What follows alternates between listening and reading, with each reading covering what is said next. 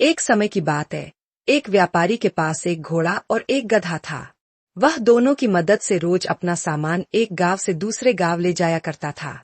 घोड़े को वह हमेशा हल्का सामान जैसे कपड़े, रुई या चूड़ियां देता था, जबकि गधे को नमक, गेहूं या चावल जैसी भारी चीजें ढोनी पड़ती थीं।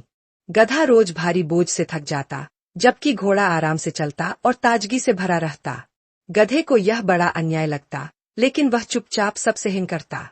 एक दिन रास्ते में उन्हें एक छोटी सी नदी पार करनी थी। जैसे ही वे नदी में पहुंचे, गधा फिसलकर पानी में गिर गया। उसके पीठ पर रखी नमक की बोरियां भीग गईं और नमक पानी में घुल गया। जब गधा उठकर चला, तो उसे आश्चर्य हुआ कि उसका बोझ बहुत हल्का हो गया है।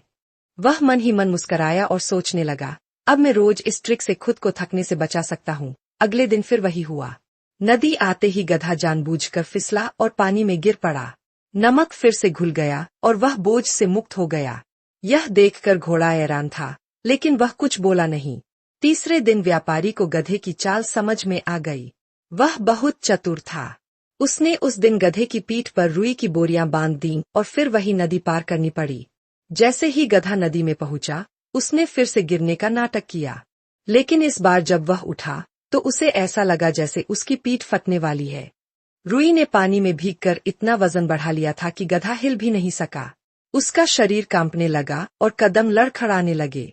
घोड़ा बोला, देखा, चालाकी हमेशा काम नहीं आती। मेहनत से बचने की कोशिश कभी कभी और ज्यादा मुश्किलें पैदा कर देती है। गधा शर्मिंदा हुआ और सोचने लगा, काश मैं ईमानदारी से काम करता तो यह हाल न होता।